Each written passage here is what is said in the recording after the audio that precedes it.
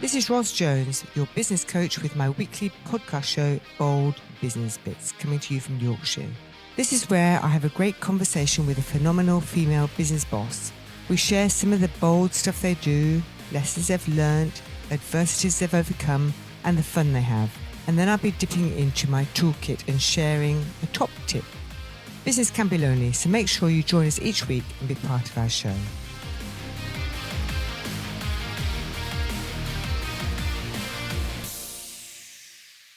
So hello and welcome. This is Ros Jones' Bold Business Bits podcast show. And today I'm joined by Barbara Nixon, success coach and founder of Smash Your Own Ceiling. Hello, Barbara. Hello. Thank you so much for having me. It's a complete pleasure. Thank you. So you're a success coach, Barbara, but I don't think you've always had your own business. How did you get to become a success coach? Oh, now this is a story. So I've been in the people development space for 20 odd years now, which is a bit of a scary number when I say that out loud. So I started my journey working in corporate. So I had 12 years in corporate, working in the training department of two large food retailers here in the UK. So, and during that time, to be honest, I absolutely loved it, but I really found my passion and my purpose. I discovered that I love working with people to help them achieve their potential, to help them achieve their version of success. And so it was a real honour and I suppose a real gift for me to find myself in that position straight out of university. And to be honest, it's something that I've been doing ever since. So after I think it was about 2010. I'd had a 12-year-long corporate career in senior management positions, done everything that you'd expect from a corporate career. And to be honest, I loved it. But in 2010, I went back from maternity, back to work. I'd just had my youngest daughter, and I'd had quite a lengthy maternity leave. At that stage, we were allowed, I think, 9 months to a year, and I'd taken advantage of it. And I discovered freedom. You know, I wanted more from my life than what my career was giving me at that point. And if you remember back then, we were right slap bang in the middle of the recession. You know, everything was kind of crumbling all around us. That uncertainty was happening, and I decided that was the time to jump ship and start my own business. So I started a training consultancy with a friend of mine, which we ran for 5 years, and we just had an absolute ball. And it was weaving in a lot of my passions, certainly staying in that people development space. But after 5 years, what I realised was that it just wasn't doing it for me. The closest thing that I can describe, Ros, is that I'd created another job for myself without even realising it. Yeah. And that need for freedom, it was still there, even though I was running my own business. So we closed the business down, and I think it was at the end of 2014, I started my coaching business, which is the one that I've got now. And yes, I've pivoted a little bit along the way, but that was the real start of my coaching business. I'd always coached as just another thread for what I was doing, but this was when I went full on and did it full time. Yeah, and how's it turned out? Oh, you know what? I haven't looked back. Yeah. It's funny, isn't it, that when you really kind of lean into what your passion is and what your values are and what you need at that time, which for me was definitely freedom. That's what I was looking for.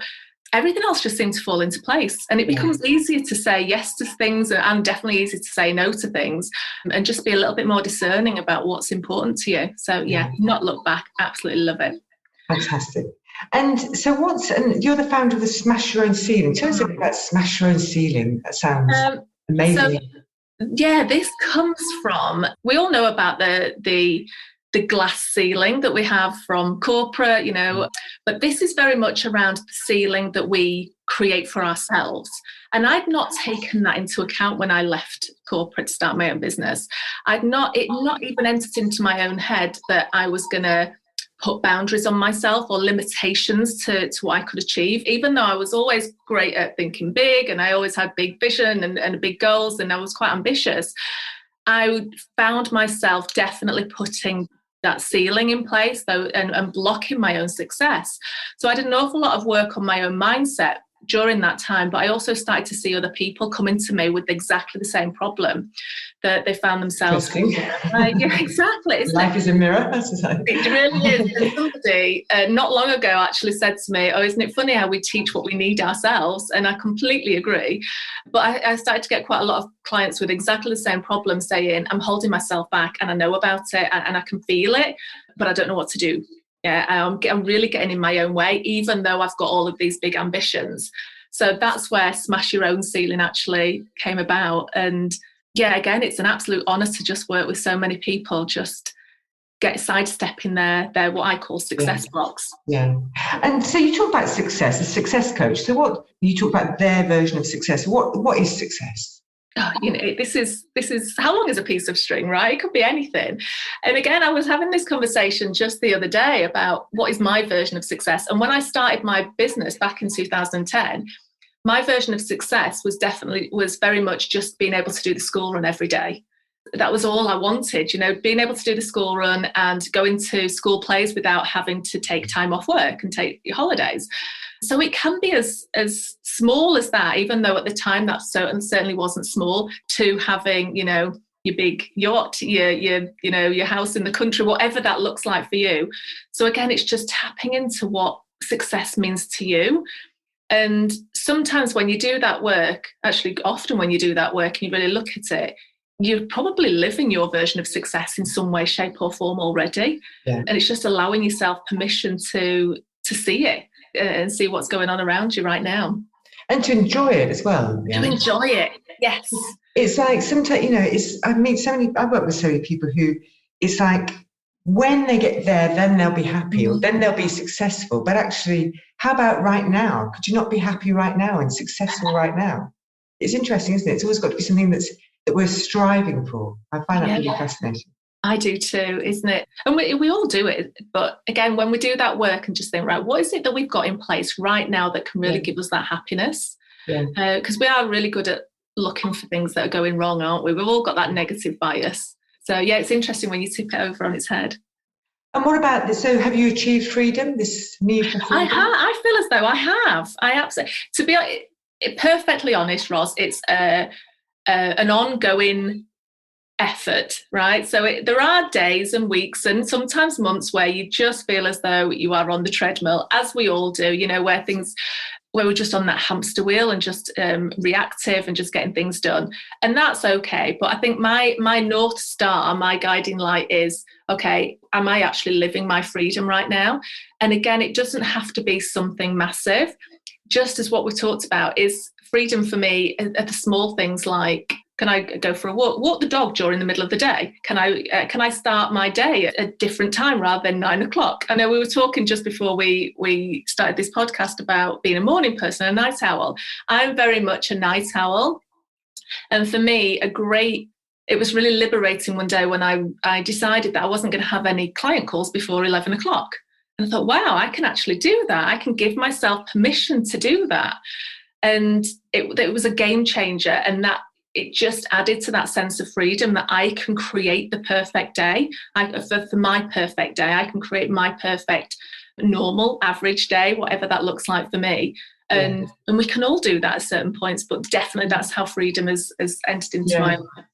I love that. And so many people decide to create a bad day for themselves. That's fascinating.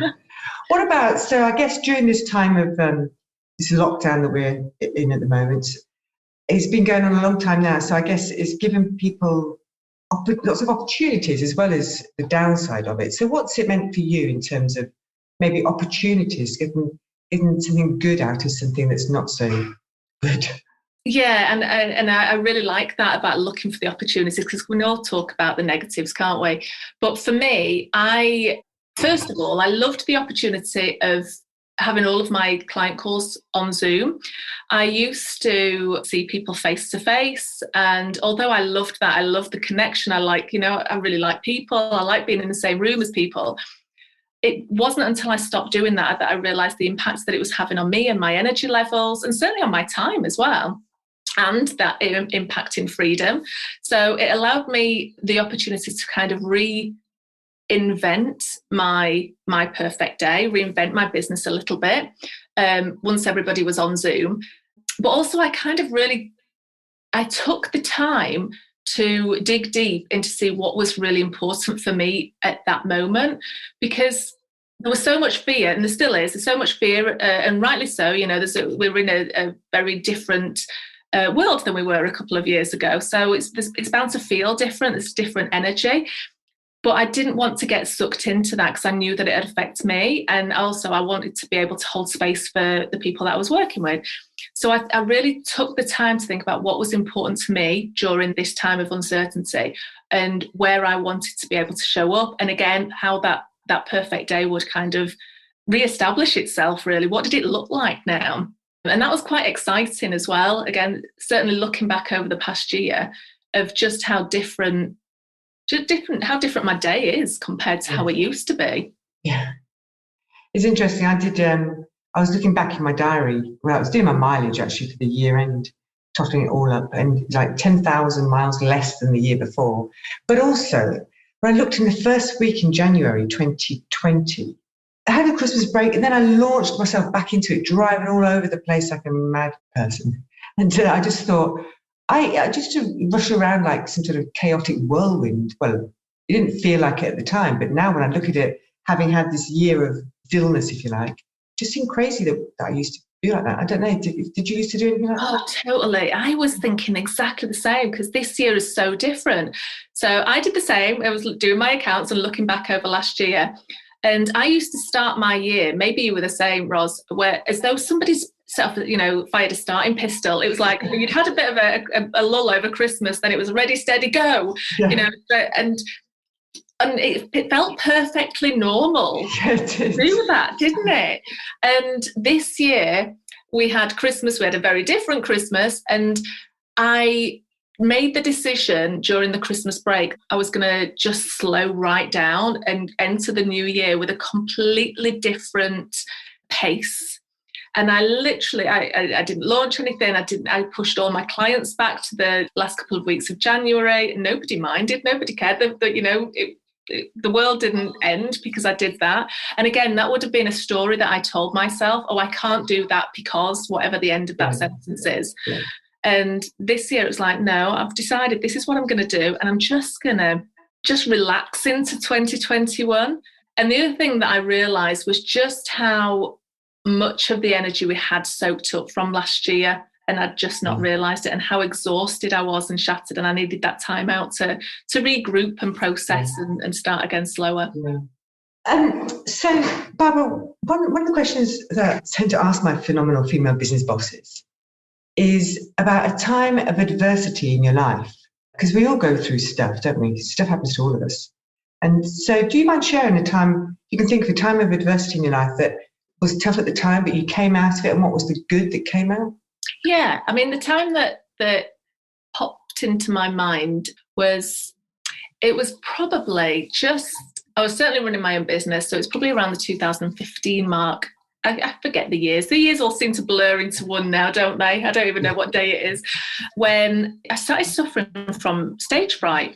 And although you might think actually that's not a big problem. I was in people development. Yeah, I was running workshops. Is it out of the blue? Completely, yes. Oh, okay. Completely out of the blue. And I was running workshops. I was speaking. I was doing lots of speaking engagements. I was doing lives and webinars and all of that sort of stuff. And I started really getting nervous about showing up. And the only thing that I can think of, I've not really delved too deep into it about why, but the only thing I can think of was that all of a sudden I was on my own now. I wasn't behind a brand of when I was in corporate, which there's safety behind being a part of a corporate company, isn't it? About being in a company. I wasn't in my training consultancy again. There was a brand there. It was all of a sudden, it was Barbara, it was just me front and center. And that was the difference that I can kind of pinpoint. And yeah, it took me by surprise, but also I did the classic thing of just not wanting to show up anymore. I really resisted it. I started to really think about my business, whether it's something that I wanted to do, even though I loved it, even though I knew that I was good at it, and even though it was what had always given me joy, I really started to resist it and say no to things. And then I got this opportunity. I got a phone call one day. I'd been saying no to things, and say, oh, no, I can't do that. I'm too busy, as you do. And then I got an opportunity to do a talk for a lot of women all about, I think it was about either imposter syndrome or something around confidence or something that was really close to my heart. I was on the verge of saying no, and I stopped myself and I went, let me just have a think about it and let me come back to you. And I put the phone down and I thought, if I say no to this, then I'm not going to do this anymore. I knew that it was a game changer for me, that, it was a pivotal moment. And I thought, no, it can't be, this is something that it's just a hurdle. It's just a block that I need to work through. And actually, can I see this as a gift, that it's something that I can support other people with? So I phoned the person back and said, great, but can you give me a couple of months? So I bought myself a little bit of time, and then I started to go to work. And even in that time, I created an experiment for myself. I think that's the best way that I can describe it. So it took the pressure off, where there was no success, there was no failure, it was all just results. So what would happen if I created this experiment of how to get over stage fright? And that's what I started to do. So I started to show up more. I started to do lives, even though I was terrified, but I started to log my symptoms and started to work through them. I started to do smaller speaking gigs just to get over it. And then what I did, which is a little bit unconventional, I did a stand-up gig just to throw myself into it. And it wasn't like I didn't just walk into a comedy club and do an open mic night at all. I did a comedy course, and at the end of it was a gig in a comedy club. And that for me was, can I actually do this and survive? Because it's so out of the ordinary, so totally, different to anything that I've done, but on the similar theme, that can I do this and survive? Can I be so nervous that I'd be terrified and still be okay at the end? And I have to tell you that at the time I was terrified, doesn't come close. I was absolutely petrified. I was so scared. And on the day, I regressed to being 5, and I literally, my husband got out of bed and I hid under the bed. And he said, what are you doing? I said, I'm actually hiding. I think I'm hiding. And he says, you don't have to do it. And I said, but we all know that I'm gonna, because it's the part of my experiment. And I knew there was no pressure. Even if I bombed and I was hopeless and it was horrendous, there was no consequence to that, because it was under the banner of fun. But for me, it had meaning. I'd attached some meaning to it. So on the day, that evening when I did it, I had all the usual symptoms, your heart beating out of its chest and your hands sweaty and not being able to breathe, catch your breath and all of that sort of stuff. But instead of just being absorbed by those symptoms, I became detached and I started to be aware of them. And I started to just look at them differently and go, oh, okay, so this is how I'm feeling. All right. So can I cope with it? Yeah, I can cope with it. Okay, can I still speak? Yeah, I can still speak. And I got on the stage and it was absolutely fantastic. I had a ball. It all went swimmingly. And I got off the stage and thought, okay, so if I was that scared beforehand and survived and know that I could deliver, then I'd be okay. And since then, I knew, the stage fright just ebbed away as the more I practiced. But I realised that because I'd taken it to its peak, I thought, actually, I survived that. It's fine. There was nothing horrendous that happened. Anything else in the future I can survive too. So yeah, I still get a little bit nervous, but nowhere near that. Yeah. I now help people to be more visible online, just because I know just how horrendous it is sometimes and how tempting it is, Ross, to just shy away from that and to hide and to not do it, even though deep down inside that you'd be great, and that you deliver a great message. I love that story. Thank you for sharing that. It's a pleasure. Yeah. And I guess it's something that we've all been through at some point, I think there's a statistic, isn't there, that people are more frightened of speaking at a funeral than they are of death. Yeah. So, and I find that fascinating. Yeah, no, it is. One last thing then, actually, Barbara, thank you, is that one of the questions I like to ask is, what's your number one piece of advice so I'm a woman standing here before you, I'm asking for your number one tip that you'd give me if I'm just about to start up in business. Starting up a business. I think for me, it's my number one tip is to dream big, definitely have your big goals, but also to not let your big goals scare you. and again, this is something I see a lot of, is to often we can feel overwhelmed by that huge big goal, and to really be okay and give yourself permission to distill it down into a teeny tiny step that you can take consistently, because consistency is by far the best thing that you can do, just showing up consistently. Yeah, I love that. Thank you very much. Thank you so much for joining us for that podcast, Barbara. It's been wonderful to speak with you. It's an absolute pleasure. Thanks so much for inviting me. Yeah, thank you.